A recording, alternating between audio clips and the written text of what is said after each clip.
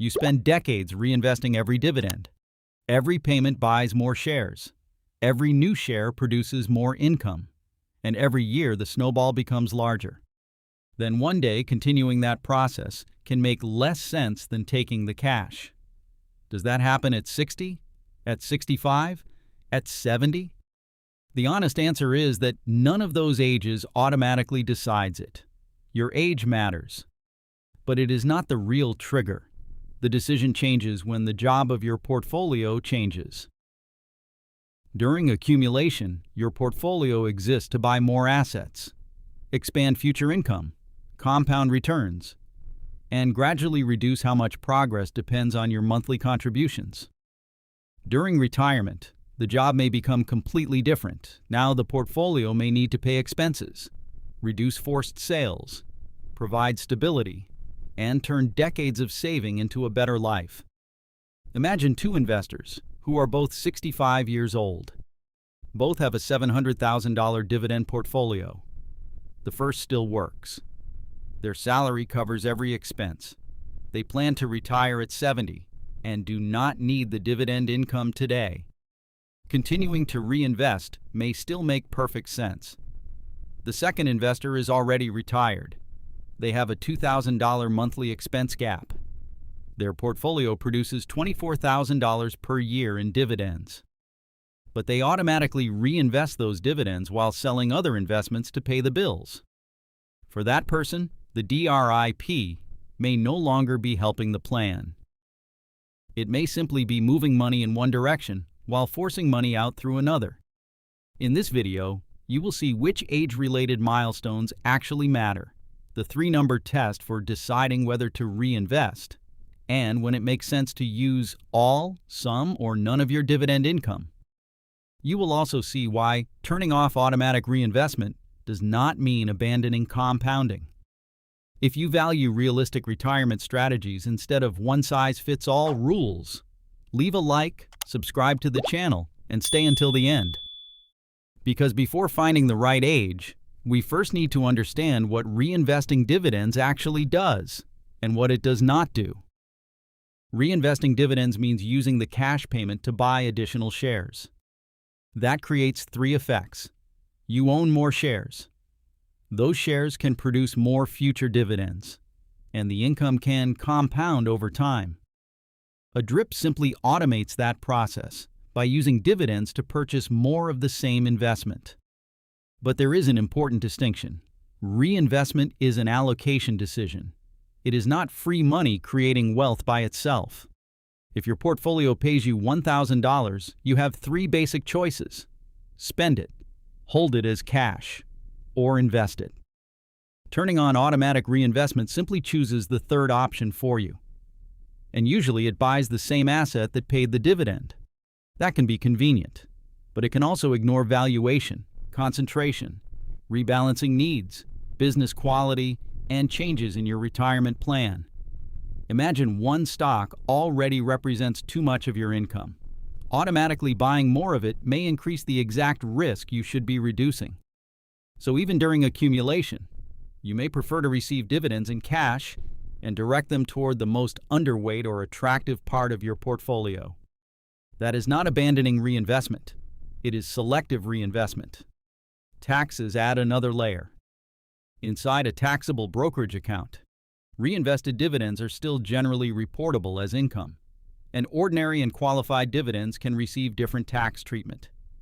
Inside tax-advantaged accounts, the timing and tax consequences can be different. The real choice is not whether to compound or stop compounding. It is deciding where each dividend dollar creates the most value.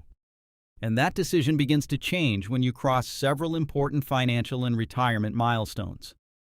By now, you may be thinking, so if there's no single age, why do people keep talking about 60, 65, or 70? Because those ages do matter, just not for the reason most investors think. They don't automatically tell you when to stop reinvesting dividends. They simply change the financial landscape around your retirement. The first milestone is 59.5. For many retirement accounts, that's when withdrawals generally become available without the additional 10% early withdrawal penalty. although normal taxes and account rules may still apply. Your money becomes more accessible, but accessible doesn't necessarily mean it should be spent. Next comes 62. That's the earliest age many Americans can begin claiming Social Security. Claiming early provides income sooner, but it generally reduces the monthly benefit compared with waiting until your full retirement age. That income may reduce your expense gap and change how much of your dividend income you actually need to use. Then comes 65. For many retirees, Medicare eligibility changes healthcare planning, even though premiums, deductibles, and out-of-pocket costs don't disappear. At 67, many Americans born in 1960 or later reach their full retirement age for Social Security. Waiting until 70 can further increase monthly Social Security benefits. After that, delaying generally provides no additional increase. Finally, beginning at 73 or later for certain birth years under current law, many owners of tax-deferred retirement accounts must begin taking required minimum distributions. That can create taxable income even if they don't need the money for living expenses. Each of these ages changes something important: access, taxes, benefits, or required withdrawals. But none of them, by themselves, tells you whether automatic dividend reinvestment still makes sense. For that, you need something much more personal. You need to compare three numbers that are unique to your own retirement plan. So if age isn't the answer, what is? The answer comes from comparing three numbers, not three birthdays, three financial numbers. The first is your annual dividend income. How much cash does your portfolio actually distribute in a typical year? Imagine a $600,000 portfolio with an average 3.5% yield. That produces about $21,000 per year, or roughly $1,750 per month before taxes. The second number is your expense gap. How much of your monthly spending is not covered by reliable income? That could include your salary if you're still working, Social Security, pension income, planned withdrawals from a 401k or IRA, rental income, or other dependable cash flow. Let's say your monthly expenses are $5,000. Your reliable income covers $3,500. That leaves an expense gap of $1,500 per month, or $18,000 per year. The third number is your required growth. Ask yourself how much your portfolio still needs to grow to keep up with inflation, support a potentially long retirement, provide a margin of safety, or leave money to your family. Now compare the numbers. If your annual dividend income is lower than your expense gap, reinvesting most or all of your dividends may still be the better choice, while other income sources fill the difference. If your dividend income is roughly equal to your expense gap, it may be time to start using at least part of those dividends instead of automatically reinvesting every payment. And if your dividend income exceeds your expense gap, you may be able to spend what you need while continuing to reinvest the surplus. The right age is the age when your dividend income becomes more valuable funding your life than automatically buying more shares. That doesn't mean spending every dividend the moment you retire. Inflation, taxes, healthcare costs, dividend cuts, cash reserves, and longevity still matter. But this simple test naturally leads to three very different retirement strategies. And only one of them requires turning off dividend reinvestment completely. The decision is not simply reinvest everything or spend everything. There are three possible stages. The first is full reinvestment. This usually makes the most sense when you are still working. Your salary covers your expenses. Retirement is years away, and your portfolio still does not cover your expense gap. Imagine you are 48 years old. Your portfolio is worth $250,000. It produces about $8,750 per year in dividends. You still have 15 to 20 years before retirement, and no need for that income today. In that case, reinvesting every dividend still has a clear purpose. The second stage is selective reinvestment. Imagine you are 61 and plan to retire in 4 years. Your portfolio generates $20,000 per year in dividends. You still have a salary, but now you need to build a cash reserve, reduce concentration, and prepare for withdrawals. Instead of automatically buying more of the same assets, part of the dividends could move into T-bills or cash. Another part could rebalance underweight positions. The rest could remain invested in equities. The third stage is income mode. Imagine you are 67 and already retired. Social Security and a pension cover. Part of your expenses. Your expense gap is $18,000 per year, while your portfolio produces $22,000 in dividends. Using $18,000 for living expenses and reinvesting the remaining $4,000 may be more rational than reinvesting everything and selling other assets to pay bills.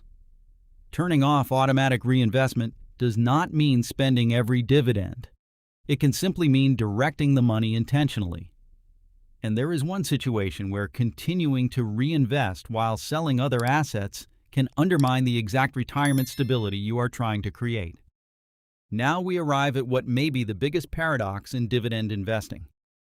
Imagine you're retired. Your portfolio generates $2,000 per month in dividends. Your expense gap is also $2,000 per month. In theory, your portfolio is already producing the cash flow you need, but your drip is still turned on. Every dividend automatically buys more shares. So where does the money for your monthly expenses come from?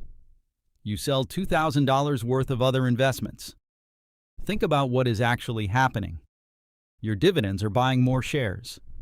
At the same time, you're selling different shares to create the cash you need. Depending on the account, that may also trigger taxes, transaction costs, or gradually change your portfolio allocation in ways you never intended. It's like pouring water into one side of a bucket while draining the same amount from the other.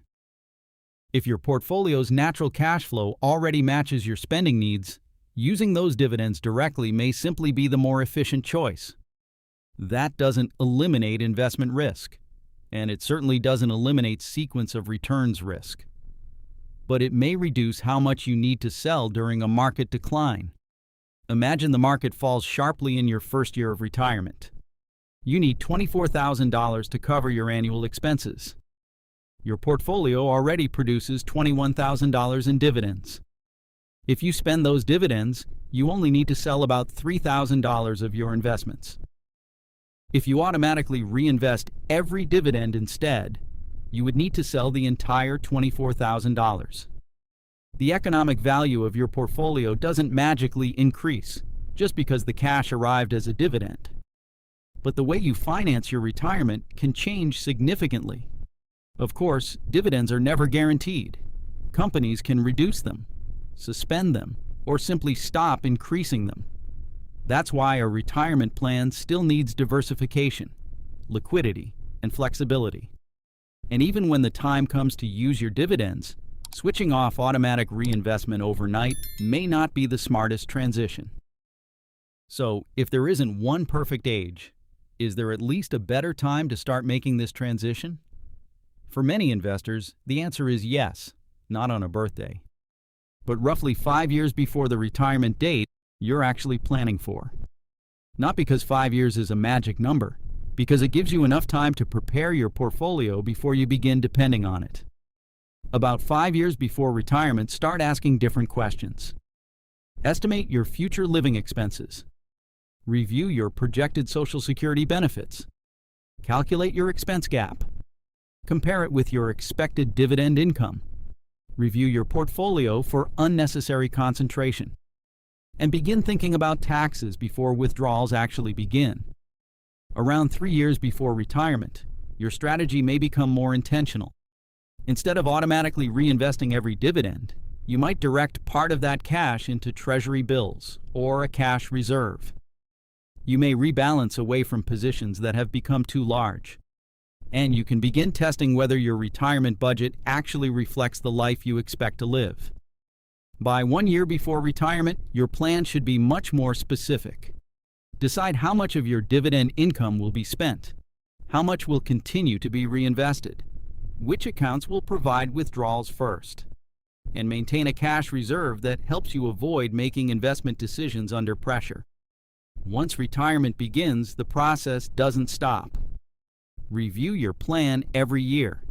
Expenses change. Inflation changes. Companies can reduce dividends. Tax rules evolve. Required minimum distributions may eventually begin. And your portfolio allocation will drift over time if you don't monitor it. Remember that different accounts may also require different decisions.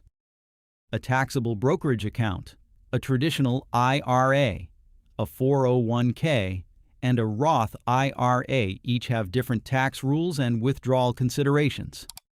Your reinvestment strategy doesn't have to be identical across all of them. Now we're finally ready to answer the question in the title, and the answer won't be a single age. So, what is the age when reinvesting dividends stops making sense? After everything we've covered, the answer is probably different from what you expected. It isn't automatically 55, or 62, or 65, or 67, or 70. Reinvesting dividends stops making sense when your portfolio changes jobs. For years, its job was to grow, to buy more shares, to increase future income, to compound your wealth. Eventually, its job may become something very different. To help pay your expenses, to reduce the number of shares you need to sell, to make retirement more stable, and to turn decades of disciplined investing into financial freedom. For some people, that transition may happen at 55 if they retire early. For others, it may begin around 62 when Social Security starts. Some won't make the change until 65, 67, or even 70.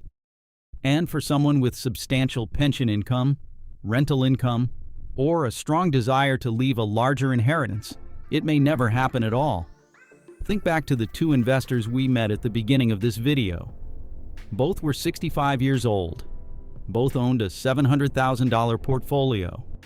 One continued reinvesting every dividend because a paycheck still covered every expense.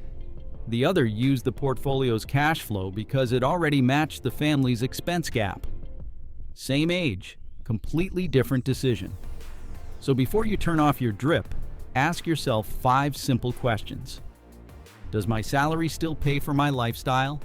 What is my actual expense gap? How much of that gap do my dividends already cover? Do I need more long-term growth or more dependable cash flow today? And am I reinvesting dividends while selling other investments just to pay my bills? Reinvesting dividends stops making sense, not when you reach a certain age. It stops making sense when your portfolio is finally ready to do the job you spent decades building it to do. If you found this perspective helpful, leave a like. Subscribe for more realistic dividend investing and retirement strategies. Share this video with someone who's wondering whether they should keep reinvesting every dividend. And let me know in the comments, are you still reinvesting every dividend? Or have you already started using part of your dividend income? I'd genuinely love to hear where you are in your investing journey. Thank you for watching all the way to the end. I'll see you in the next video.